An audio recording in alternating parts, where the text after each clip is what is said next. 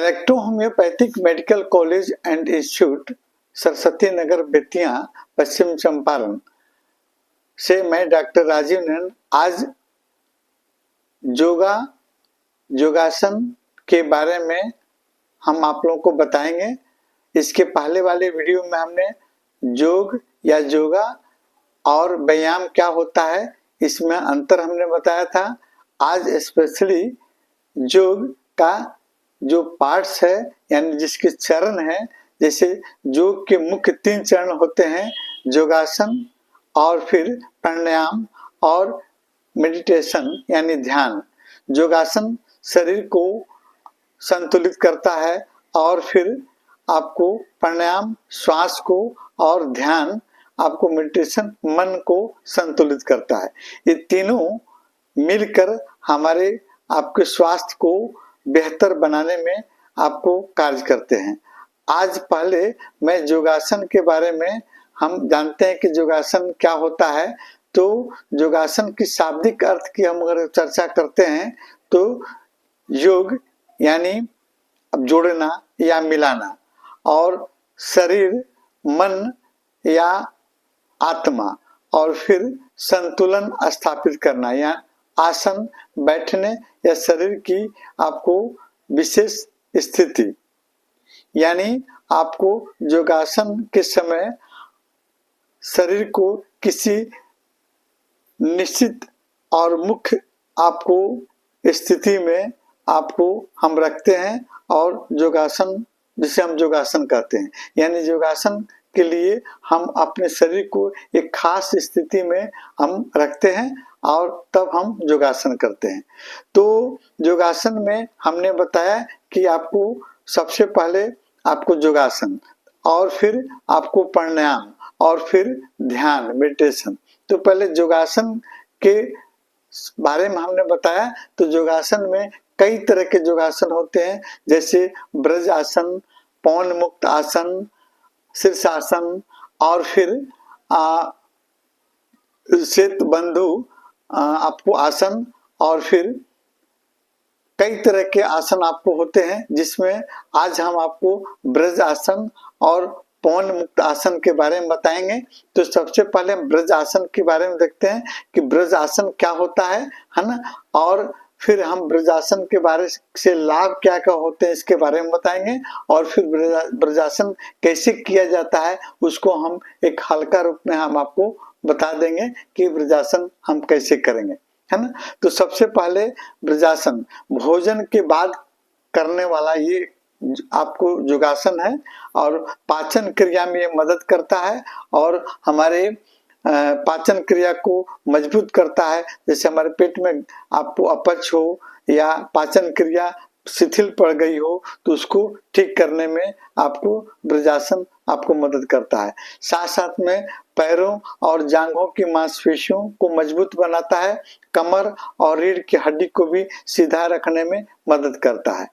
और ब्रजासन उन लोगों को नहीं करना चाहिए जिनकी घुटना में फ्रैक्चर है या लिगामेंट की कोई बीमारी है या घुटना में भयंकर दर्द है।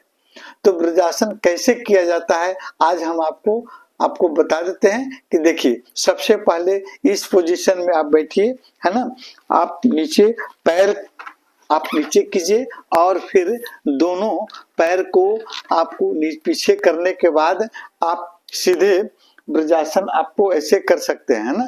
ये ब्रजासन का आपको अच्छा तरीका है, इसमें हमारी पाचन क्रिया सुदृढ़ होती है ना। और दोनों पैर के देखिए, दोनों पैर के तलवे जो हैं आप ऊपर की तरफ रहेंगे और आपको दोनों घुटने पर हाथ रख लीजिए और सीधा बैठिए, जिससे इसमें आपके कमर पर भी बल पड़ता है और ये आपके पाचन क्रिया को भी सुदृढ़ करने में मदद करता है। अब हम आपको एक और आसन के बारे में हम बताते हैं, पवन मुक्त आसन, है ना। पवन मुक्त आसन भी, जिसमें पवन मीन्स होता है वायु यानी गैस, और फिर आपको आसन माने बैठना, और मुक्त मीन्स होता है निकालना, बाहर निकालना, यानी शरीर से अतिरिक्त आपको गैस या हवा को बाहर निकालने में सहायक जो आसन होता है उसको पवन मुक्त आसन कहते हैं। और इससे लाभ क्या क्या होता है, तो पाचन क्रिया को बेहतर बनाता है और पेट में अधिक आवश्यकता से अधिक जो गैस बना हुआ है उसको बाहर निकालता है और पेट की मांसपेशियों को सक्रिय एवं मजबूत बनाता है ना। और फिर आपको इंटेस्टाइन हमारे आंतों की क्षमता को भी आपको स्ट्रॉन्ग करता है, पाचन क्रिया को बढ़ाने में मदद करता है और पाचन को ठीक करता है। ये आपको उन लोगों को नहीं करना चाहिए जिनके आपको पेट की सर्जरी हुई हो, उनको ये आपको आसन नहीं करना चाहिए। महिलाओं को प्रेगनेंसी पीरियड में भी ये आसन नहीं करना चाहिए। तो ये आसन कैसे किया जाता है, चलिए हम आपको एक थोड़ा सा हम बता देते हैं, दिखा देते हैं पवन मुक्त आसन कैसे करते हैं हम। चलिए देखिए, पवन मुक्त आसन करने के लिए सबसे पहले आप लेट जाइए सीधे और फिर आप दोनों घुटनों को आप पकड़िए और फिर इसको आगे की तरफ पेट की तरफ आप डालिए और फिर आप दोनों घुटने को मुख के आसपास में ले आइए।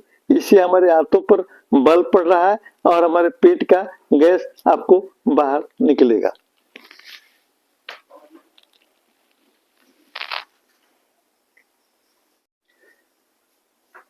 योगासन के क्रम में आज हम एक और आपको योगासन के बारे में बताने जा रहे हैं। इसको हम धनुरासन कहते हैं। धनुरासन क्या होता है ना, और इसको करने से क्या क्या आपको लाभ होता है, मैं उसके बारे में पहले बताता हूँ और फिर धनुरासन कैसे किया जाता है उसको भी हम आपको दिखाएंगे। सबसे पहले देखें, धनुरासन करने से हमारे बैकबोन रीढ़ की हड्डी में आपको मजबूती आती है, उसमें लचीलापन आपको कायम रहता है और फिर हमारे आपको कंधे की हड्डियां और फिर गर्दन की आपको सर्वाइकल वाला एरिया भी आपका उससे मजबूती मिलती है। साथ में ही आपको हमारे जांघों की हड्डियां और जांघों के मसल्स को भी मजबूती प्रदान करती है ये आपका धनुरासन।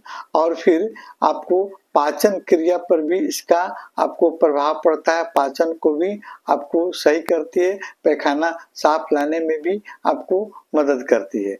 और उन लोगों को ये आपको आसन नहीं करना चाहिए जिनकी रीढ़ की हड्डी में या आपको कंधे की हड्डी में कोई प्रॉब्लम हो या आपको जिसको हर्निया की शिकायत हो, उसे ये आसन आपको नहीं करना चाहिए, है ना। तो हमने लाभ बताया और अब कैसे हम करेंगे आपको धनुरासन को, यानी हमारे अपने शरीर को धनुष की आकृति में बनाना। धनुष की आकृति में बनाने के फलस्वरूप आप देखेंगे कि हमारे शरीर के किस किस ऑर्गन पर आपको इसका इफेक्ट पड़ रहा है, आप देखेंगे तभी आपको पता लग जाएगा। जैसे हम धनुरासन करके हम आपको दिखा रहे हैं। सबसे पहले आप पेट के बल सो जाएंगे, है ना, पेट के बल आप सो जाइए, है ना, आराम से। और फिर आप क्या कीजिए, आप दोनों पैरों को आप ऊपर उठाइए, है ना, दोनों पैर को ऊपर उठाइए और हाथों से पकड़िए और फिर आप गर्दन को भी आप ऊपर उठाइए और देखिए हमारे शरीर का आकृति धनुष के आकार का हो गया है। इसमें हमारे बैकबोन रीढ़ पर भी प्रेशर पड़ रहा है और हमारे पंखे के हड्डियों पर भी प्रेशर पड़ रहा है, मसल्स पर भी प्रेशर पड़ रहा है। इसलिए इनके क्रिया से इस आपको आसन से हमारे सभी इन ऑर्गनों में आपको मजबूती प्रदान होती है।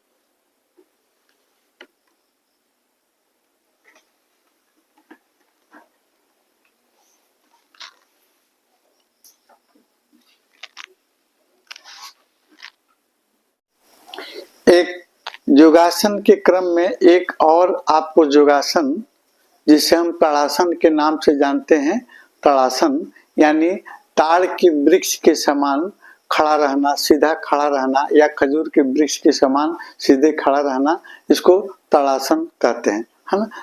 तो ताड़ासन कैसे करते हैं हम आपको आज अभी बता रहे हैं। पहले आप दोनों पैर को सीधे आप एक जगह कीजिए और फिर दोनों हाथों को आप सीधा रखिए, पुनः दोनों हाथों को आप ऊपर उठाइए और धीरे धीरे आप सांस लेते रहिए, है ना। और फिर पंजे के बल फिर आप पंजे के बल पर खड़ा होइए, है ना, और धीरे धीरे सांस को छोड़िए और फिर आप सांस लीजिए, है ना। ये तड़ासन आपको आसन करने के फलस्वरूप हमारे दोनों बाजुओं के मसल्स में आपको मजबूती पैदा करती है और साथ में आपको सीधा खड़ा रहने में, हमको संतुलन बनाने में मदद करती है। छोटे बच्चों को ये आसन कराने पर बहुत ही अधिक लाभ होता है और फिर इस आसन के करने से हमारे बैकबोन, रीढ़ की हड्डी में भी मजबूती होती है और साथ हम पंजे के बल जब खड़ा होते हैं तो हमारे कफ मसल्स और पैरों के जांघों के मसल्स में भी मजबूती पैदा होती है। इसको हम कहते हैं ताड़ासन।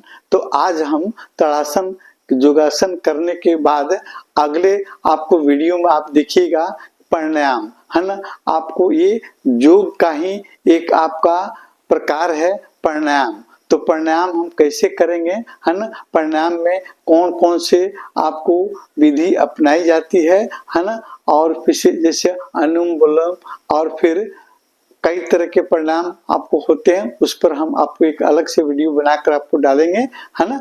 और फिर उस प्राणायाम के करने से आपके शरीर में कौन कौन से ऑर्गन को आपको फायदा होता है, लाभ होता है, और फिर उसमें कौन कौन सी इलेक्ट्रोहोम्योपैथिक औषधियों को भी हम प्रयोग कर सकते हैं, है ना, उस पर भी हम लोग चर्चा करेंगे।